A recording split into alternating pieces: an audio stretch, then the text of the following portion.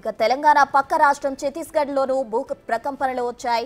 సుక్మా, దంతెవాడ, బీజాపూర్, జగదల్పూర్లో భూమి కంపించింది. మొత్తంగా ఈ ప్రకంపనలతో తెలుగు రాష్ట్రాలతో ఛత్తీస్గఢ్ ఒక్కసారిగా ఉలిక్కిపడింది. ఒక్కసారి చోటు చేసుకున్న ఈ పరిణామం వెనుక కారణం ఏంటనేది హాట్ టాపిక్ గా మారింది.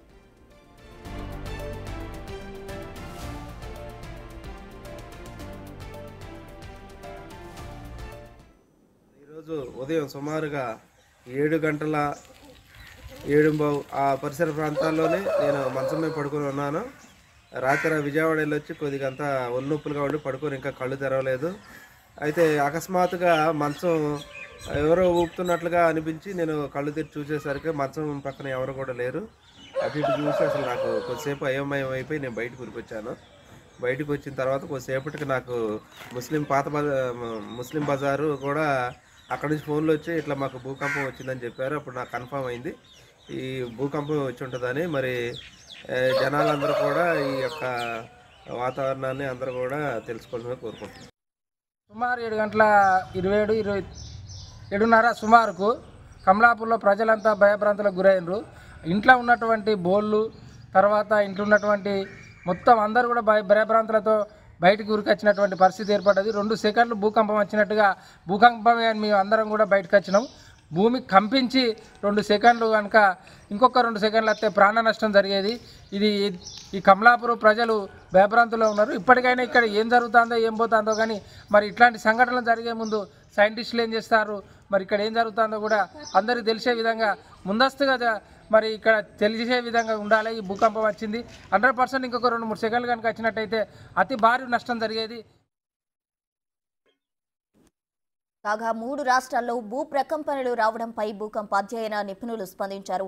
భూమిలోని టెక్టోనిక్ ప్లేట్స్ కదలికల కారణంగానే భూ ప్రకంపనలు వస్తాయని, లేదా భూమిలో రాళ్ల పగుళ్ల వల్ల కూడా భూమి షేక్ అవుతుందని అంటున్నారు. దీనిపై పెద్దగా ఆందోళన చెందాల్సిన అంశం కాదని చెప్తున్నారు. అయితే ప్రజలు భయపడాల్సిన పని లేదని, ఇవి సర్వసాధారణమని పేర్కొంటున్నారు నిపుణులు. ఈ ప్రకంపనలకు ఫెంగల్ తుఫాన్కు ఎలాంటి సంబంధం లేదంటున్నారు శాస్త్రవేత్తలు.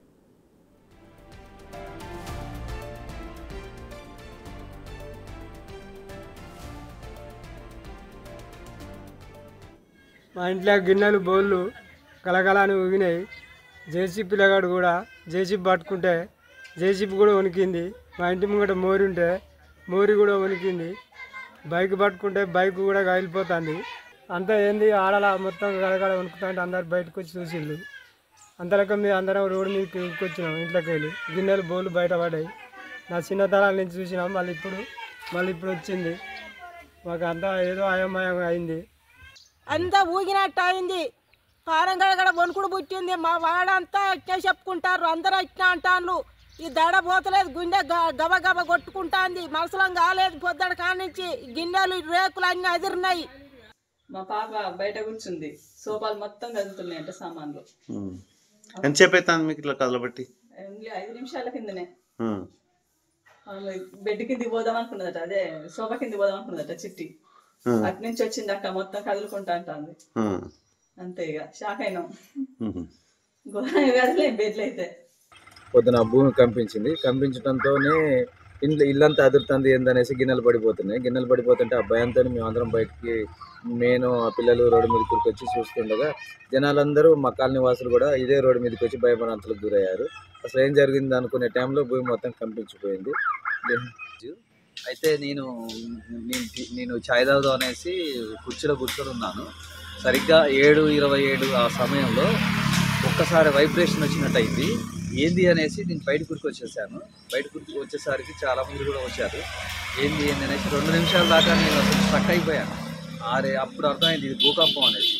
ఎప్పుడు న్యూస్ చూస్తాము, అక్కడ ఇక్కడ చాలా చోట్ల చూసాను కానీ స్వయంగా ఎప్పుడు చూడలేదు. అది ఇప్పుడు నేను దాన్ని భూకంపం అనేసి క్లియర్గా చూడగలిగాను. అయితే ఇంట్లో బొచ్చలు అది రాయి, మా వాడేమో బీరువా పక్కన ఉన్నాడు. ఆ బీరువా గుల్తుంది నాన్న అన్నట్టుగా వాడు ఉరికొచ్చాడు నా దగ్గరికి. అరే ఇది భూకంపం అనేసి పిల్లలకు. తెలుగు